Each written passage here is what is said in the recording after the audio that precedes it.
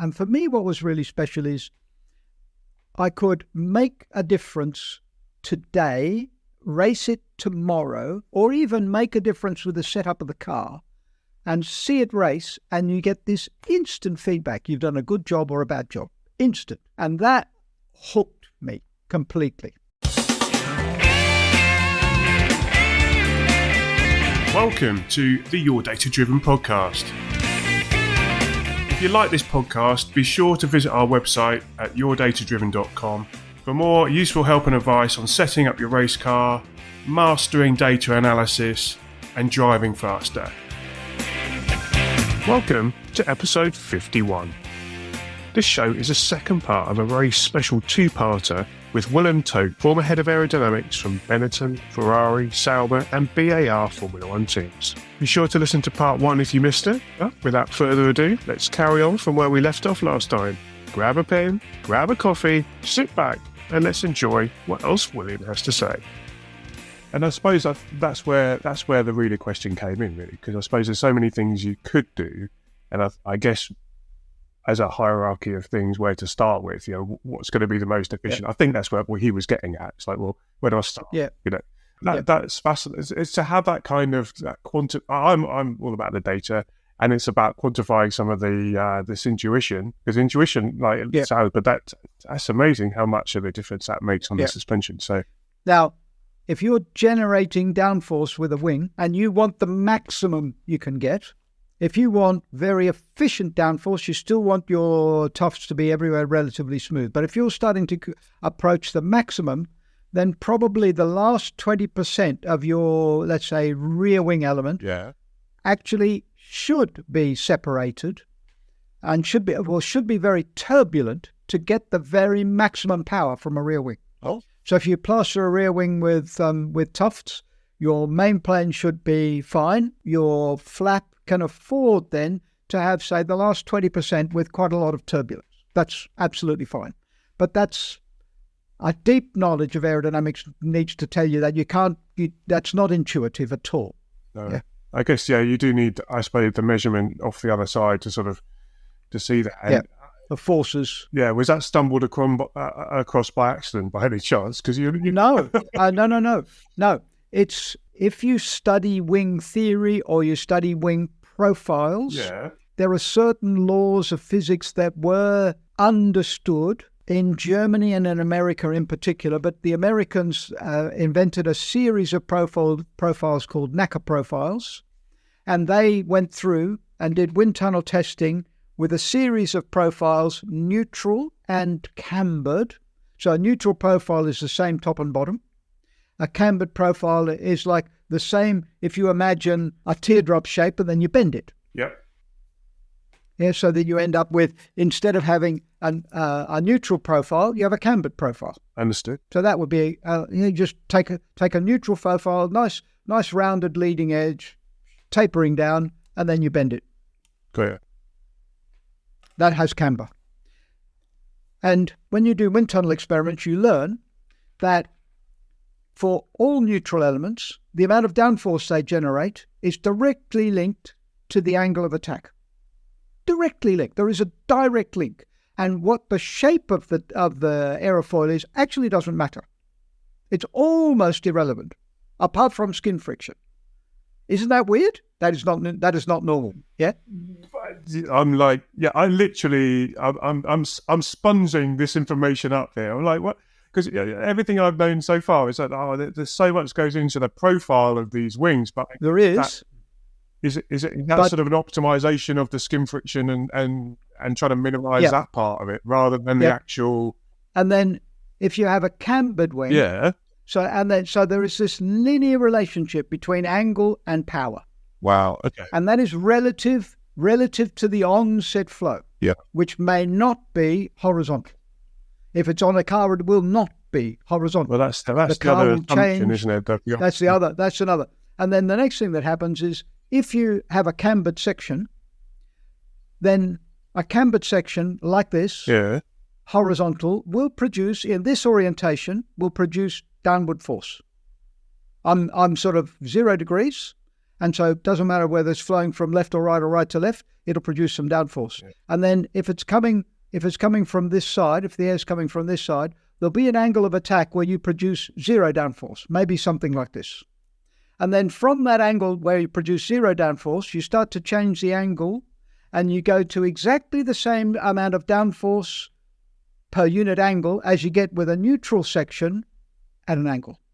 You just have an offset of the angle. Got it. So a cambered section produces more downforce than a neutral section. Cool. Hey. It's brilliant. So have you, I've got a question for you about the education side of things for you, because you mentioned that a couple of times. So did you find that almost an advantage, or did you turn it into an advantage of the fact that you're kind of learning on the job in effect? And so to satisfy yourself, you had to make it, visualize it, or did you sort of study, go off and do some studying and sort of catch up a bit with your peers, or I don't know, how did you cope with that? So if I could give my younger self good advice, it would be go back and study the theory a bit more often, mate. But my attitude meant I developed, if you like, a deep physical understanding for what was going on, even though I didn't have the theory. And I've now gone back and studied the theory in order to teach it. So unfortunately, it depends on your perspective and your attitude to your own education. But for some people, needing to know the mathematics to study aerodynamics is a disadvantage. And I believe in aerodynamics, if you want to solve the most difficult problems you have, you need a number of people with great theoretical skills, but you also need a number of people with, if you like, the intuition. No, that's maybe the wrong word. The artistic ability to just jump into different areas. How do you use theory to tell you when I want to add a new element to this vehicle to make it improve? How do you know how to do that? Yeah. That's quite... Now, there's a creative part to it there, I suppose. There is a creative side. For sure, there's a creative side. So Oppenheimer, it comes to mind. I don't know if you've seen the film, but he had this, I haven't yet, but yeah. Well, so the story, it's not going to spoil it for you, but he wasn't very good at algebra, but he was quite good at imagining what was going on in the atoms and such like, better than the people who could do the algebra. He just can prove it. So as a team, they all sort of play to their strengths, as it were, and the guys who could do them and so proved it. In my career, I'd say that lack of theoretical background understanding of aerodynamics has been both an advantage and a disadvantage. My practical experimenting side was an advantage, especially in early days, where honestly, when we were starting, you didn't need to know aerodynamics when I was starting aerodynamics. You needed to know rate of change of shape versus rate of change of performance. And you just keep going until you've gone too far and you come back a bit. And then you move to the next element. Yeah. And then I was really quick at, as soon as someone else had an idea, I was very quick at trying to imagine, what the hell is that doing? What on earth is that doing?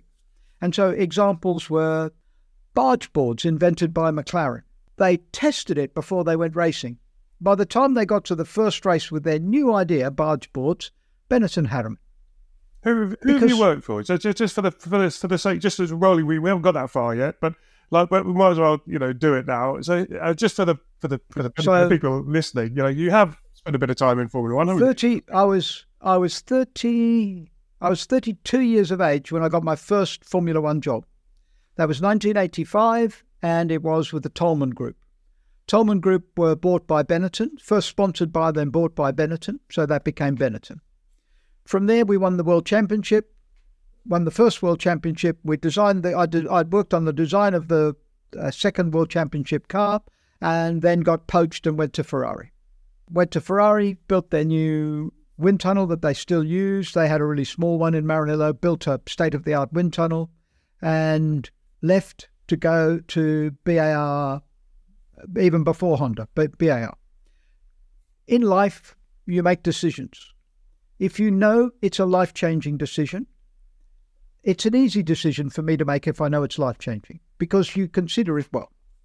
Some life-changing decisions you knowingly make are good ones. Some. Anyway, BAR Honda. And then from there, I went to BMW Sauber. Now, in the Benetton time, I took a little break. And at Benetton, Flavio Briatore took on John Barnard. I was loyal to Rory Byrne, who was the chief designer. He was still in charge. He was effectively technical director, but we didn't have anyone called a technical director. And so a whole bunch of us left Benetton, designed our own car that was intended to be a Reynard Formula One car. But I was a member of the board, along with people like Pat Simmons and Rory Byrne and Adrian Reynard. We were the board. We couldn't secure a factory engineer. We couldn't secure a title sponsor. And so we just agreed to fold the company.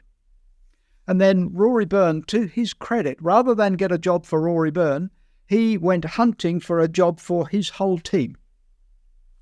We went, all of us, back to Benetton. And Barnard was asked to. And Flavio learned a lot from that too.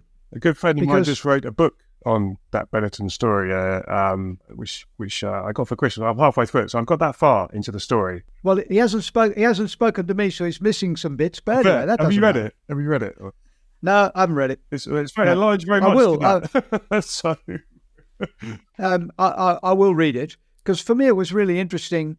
Rory would ask, "How much budget do we have?" And he would look to the best way to spend it. Barnard would gather information. How much do we need? He would add a 0 on the end, stomp his feet and demand that. And when he only got half of it, he had 5 times what he needed to do a great job and every excuse in the book. Brilliant. Absolutely brilliant. Now, that's an exaggerated, potted philosophy, but there are quite different philosophies between different designers. They're different experts. Yeah. And they're good life lessons too. Yeah. Absolutely. Yeah.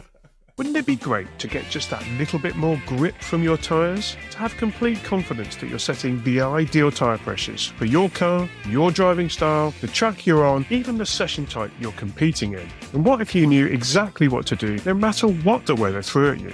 Join the hundreds of pro and am drivers and engineers who've taken the Master Your Tyres program. Become my test driver in training, follow my step-by-step guides, and learn how to apply the included pro-grade Smart Run Sheet. You will discover how to design practical experiments that will help you to precisely set up your tyres every single time. You can finally fill in the blanks and develop a more complete mental model of tyre mechanics. What makes them happy, what doesn't, all in bite-sized video lessons and presented from the driver's perspective. Visit tyrecourse.com to learn more about how to get more grip and more performance from the only part of your car that touches the racetrack. So sorry, I did jump in there on that one, but I just thought it'd be interesting for people to know a bit more your history there. But and so so you put the board straight onto the Benetton at that point. Having seen them on the McLaren, like the barge boards were on there, but I guess you didn't put them on there without understanding how they work. But we had a wind tunnel program, got a fax with a conceptual shape, looked around for some material we could use to put on the model, found a bit of aluminium, cut something out, bent it round an oxyacetylene tube, a cylinder to get the rough shape we wanted, made a few aluminium brackets. By the second run in the wind tunnel, it was better. We had worse cooling but better performance. By the time we'd spent a day and a half, we were 5% more downforce. It was like, wow, these things look like they send air away from the floor of the car, and they actually send more floor air in. And then that was when you get the wool tuft and you have a look, what the heck is going on? They look in plan view like they're deflecting air away, yet the pressure sensors on the floor say, I'm getting more air to the floor.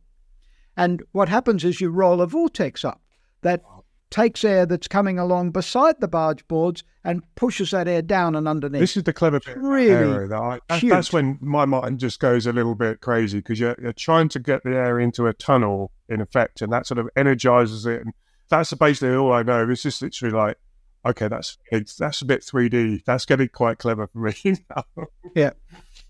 So I do have a couple of posts on motorsport.com's YouTube channel about front wings and the Y250 vortex. That's it, yeah. Yeah, the YT and this one, isn't it? That's where I tried to explain a little bit, and it comes down to air can't go through a solid object, and so it tries to find its own. Okay, it's not correct to say that it's using intelligence, but it can't go through an object. It's forced to take another path, and that creates these vortices that then can be used. And when you see a vortex core, say, from a rear wing, or you used to be able to see the Y250 vortex, but certainly even today, they've also, with the rounded rear wing end plates, they've tried to get rid of the tip vortex off a wing as well. But you would sometimes see that. But that vortex, that's the core you see. And what you actually see is you see humidity in air being condensed into droplets that are big enough that you can actually see them. And so that's just changing pressures cause the water, the humidity to just condense into tiny droplets. That's why you see it. But that vortex is much bigger than the core you can see. So you start imagining, okay, you see this little core, but what happens to the air that's out here? It's being rotated more slowly, but it's also being rotated. And the Y250 vortex would take air that would normally just pass above the front wing, and it would rotate it inward and downward, and then downward and outward. But it would rotate it inward and downward enough that it would actually go underneath the floor of the car. And you ram a load of extra air under the floor of the car. Very cool. That is, yeah. I was just thinking that through. But so I've only seen the little ones. But yeah, so it's the whole body, the whole mass of air, I suppose, is all moving. Yeah, it's being rotated. So if you just imagine, if you take a small amount of air and you swirl that, it's going to have an influence on the parcels of air near that and will create slower. And so that's what happens. You get those interactions. Air is incredibly interactive. So I suppose that I've got one little question here for you, so I'm a suspension guy, if anything. And when the new rules came out in Formula One with the underfloor requirements, the Red Bull came out with what I thought was quite an interesting front suspension with quite a lot of what looks like anti-dive on it. And I was trying to work out why they would do that, because yet again, dynamics is compromised, I think, for aerodynamics. But all I could figure out was they were trying to hold or control the front of that floor in a particular way. So it's almost like you move the pitch center of the car a little bit and make it stiffer. So for different ride heights, the virtual stiffness of that point on the car doesn't really change. So you can do all sorts of things, but that point isn't going to really move. And I just wondered whether that was a thing, or whether I'd made that up, or whether that was important, that front of the floor edge, or whether it's the back and the stuff that's coming from the back. It's both. Coming through. I don't know. It's both. The design that the rule makers came up with, now they had limited resources to design a completely new set of aerodynamic regulations, which is really tough. And then every team had more than 10 times that resource to try and find a way around it. Yeah. But they had limited resource trying to develop this set of regulations. And they developed regulations that were actually quite sensitive to height, front and rear. Oh. And so if you can stabilize the front, you have a more stable aero platform. There's a lot more to it than that. Yeah, I imagine. Now, I want to pop back to using resources. So with my lifetime experience, I got a job at the Sauber Group, and I've worked for the Sauber Group 3 times. Been fired twice, but I've been hired 3 times. Long story, but in a senior position in a company that's not doing particularly well. And in Sauber's case, it was BMW withdrew. That was the first time. They needed to reduce the size of the company so that Peter Sauber could buy it back and not have a salary bill that was simply going to drain his entire fortune in the first year. And so BMW had to cut it down. And I was actually really grateful to be made redundant. Officially, they call it made redundant. I was very grateful to be made redundant when I'm being asked in one afternoon to tell more than half my department they're redundant. You have a department, let's say in round numbers, 100 people, and to run a Formula One team, you need to build the car and run the car. What can you cut out? You cut out what you feel is the luxury, which is the research. Now, the research is what gives you the performance. Of course. But if you can't afford to pay your salaries, you've got to do something, and you've got to get the car to the grid every race. So Peter was left with few choices. And so I was very grateful, to be honest, when I'm telling half my department, and I couldn't even give them the dignity of telling them one-to-one. There was not the time. So you have to have groups, and you're in, you're out, you're in, you're out. And there's no time to explain. You've got a lunchtime meeting. I'm really sorry to say, we're really happy to say the company's going to be saved. Peter Sauber's buying it back, but there are going to be extensive redundancies. And when I'm telling half my family, because they're like my family, that I'm just about to make their lives hell, it's quite nice that I'm also in a position where I don't have somewhere to go to. I also have to look. Yeah. And then 18 months later, they called me back. And then Sauber went through a long period of very little funding, and Monisha Kaltenborn was running the company. She did an amazing job of keeping it just alive, just surviving, But eventually you have to blame someone for the performance, and eventually after a couple of technical directors and chief designers and head of vehicle performance, eventually head of Aero had to be on the list. So it was my turn. And then I now work for them a little bit as a consultant. And to be honest, Formula One, I'm now over 70. Formula One, to do it well, I would only do it if I did it well. To do it well, I don't believe you can do that job, let's say, in part-time-ish capacity. And I relish the idea of passing on knowledge. But I will now come back to Formula One access. So wind tunnel testing, I started 1 week in, 3 weeks out. You eventually get to, eventually you build your own wind tunnel. You start to do full-time occupation of the wind tunnel, then full-time 2 shifts, then full-time 3 shifts. Then you start thinking, okay, 24/7. Now, I resisted at the point of 24/7, but I worked all my life about just making it more efficient. And so I would work on how much time do we need at each attitude? Can we go to continuous motion and acquisition? How can I speed up the time between pressing the go button and the wind speed and the road speed being on target? So I actually remember years ago, I listened to a talk of yours a couple of years ago, maybe a couple more than a couple. And it was when the limits had come in on the wind tunnel.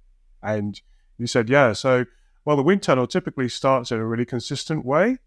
So it takes a little while to get up to speed with the wind. So how can we use that startup time? And with a bit of maths, you can kind of, work it out. And it was like, genius. So a wind tunnel will be built with a closed loop control system to allow you to run to any speed, and you will approach the target speed. You'll inevitably overshoot. The wind tunnel is 25 meters away from where the working section is in terms of airline. So it takes a bit of time for it all to settle. And so you overshoot, and then the speed sort of settles down. Yeah. And then the cooling system comes in, and it's out of phase a little bit with the speed. But because we started in a consistent way, we saved more than 30 seconds. The first attempt, it wasn't me that did it, was one of my geniuses, was just given the task of looking at the problem and finding a way to shorten the time. We were doing 350 runs every week. Half a minute just on building up the wind speed, half a minute, 350 times. Yeah, you've got 180 minutes extra. You've got 3 hours, you say. Huge. Boom. Yeah. You may know that at the end of season 1, I wrote the Motorsports Playbook, a summary distilling the first 20 shows into nuggets of wisdom. I made the notes so that you don't have to. If you've not got it yet, go and grab yourself a copy from the website. And that's what I love about motorsport. I just love that that thinking. I've done a bit of work, well, quite like a decade or so in Olympic sport, and one of the reasons I was there, well, try and help out a little bit. And what my contribution to that world was helping them with the data and the numbers and stuff that they already have, but just sort of making it more efficient and visualizing what they were doing. But it wasn't until I sort of stepped out of what, in effect, we might take for granted into a different environment where they're still competing, but that wasn't ingrained in their mindset to sort of go, oh, actually, we could do this more efficiently by just doing that. Well, no, we'll just keep on turning the handle. That's my job. Yeah. And it was like, you don't have to do that, by the way. You could automate that bit.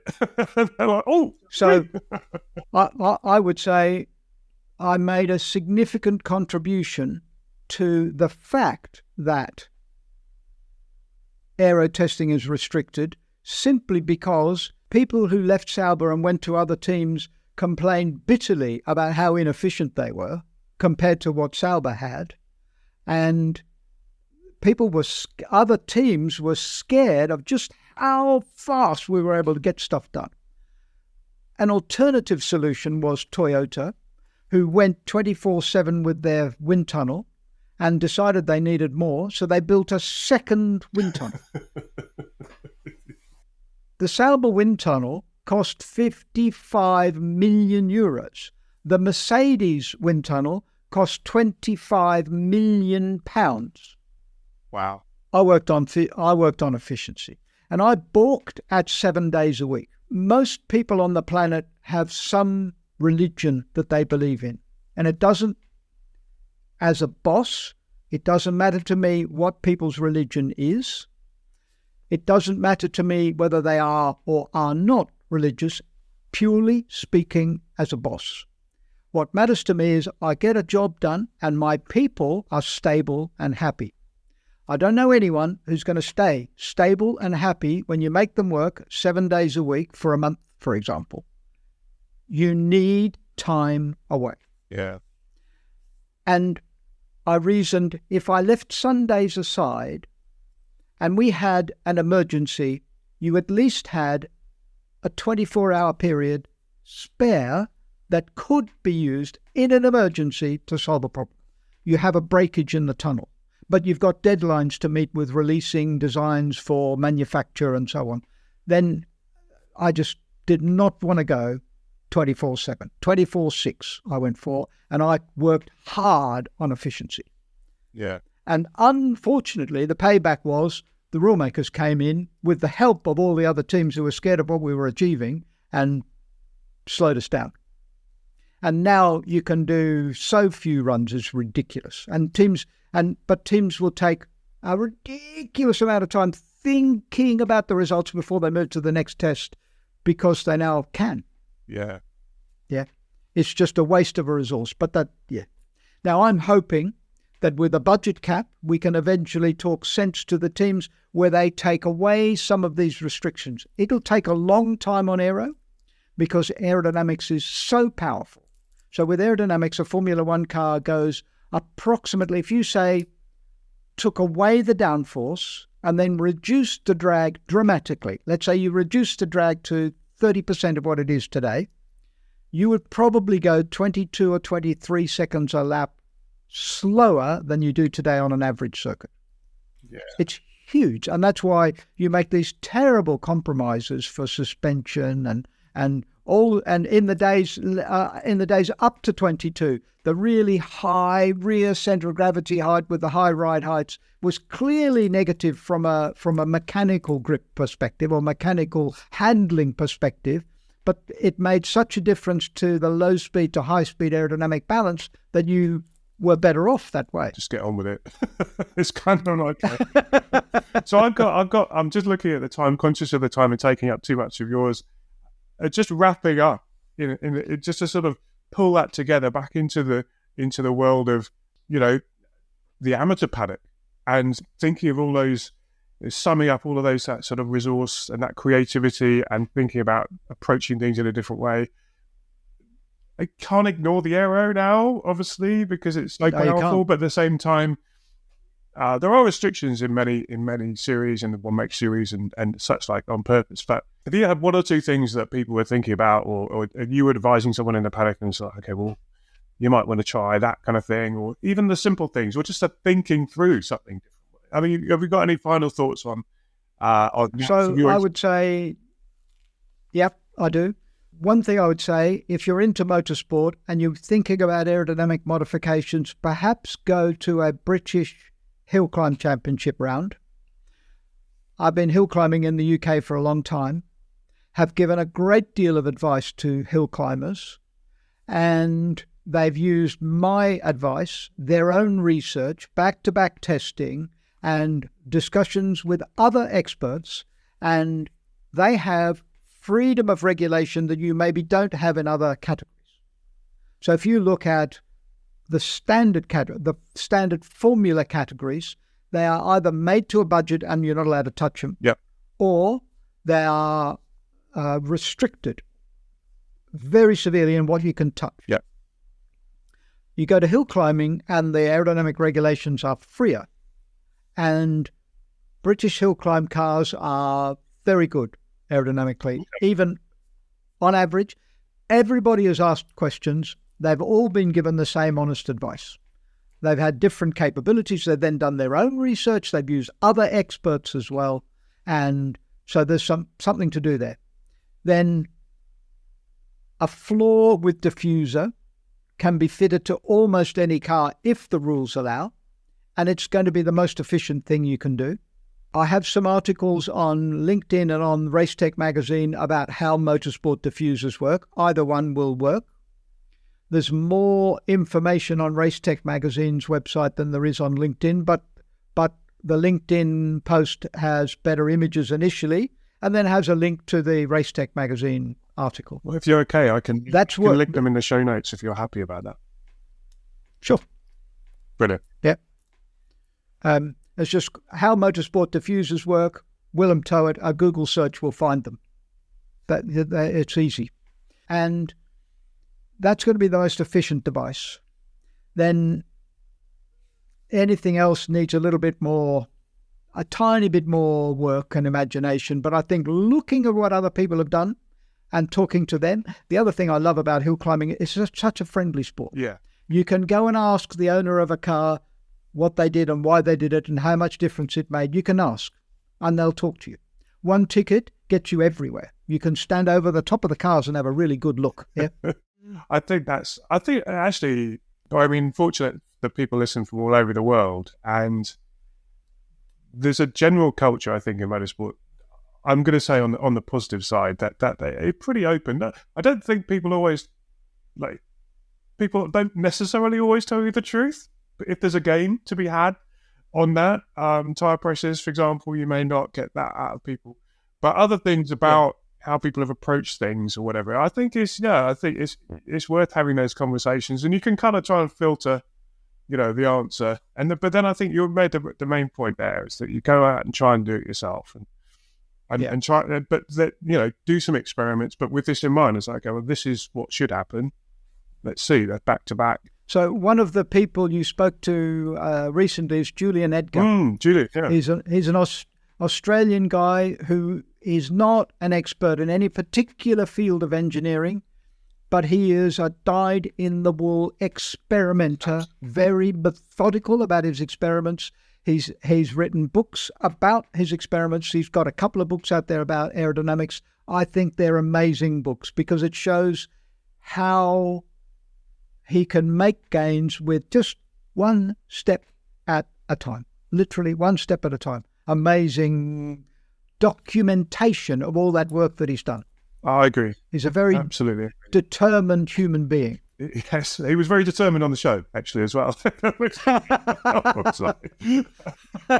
very generous as well with his thoughts and what he shared. It was so practical. You just literally do this, guys, and go away and do it. So it was a real pleasure to have him on, and it's been an absolute pleasure to have you on as well. I really thank you so much for taking the time. I knew this was going to be good, and look, I just want to say from me and from everyone listening, thank you very much. A pleasure. Good to talk to you. So what did you think of that? What an absolute privilege to get Willem on the show. The more I do this, the more I realise that people who have succeeded at the very top are often the most giving with their time and experience. I hope you've got some good notes, ideas and things to try. Be sure to check out all those links in the show notes. Particularly there's a video on the challenges and solutions that Willem faced while developing the Sauber wind tunnel. And frankly, I'm surprised he's allowed to share it in the public domain. If you like this episode, be sure to subscribe to the podcast and visit us at yourdatadriven.com.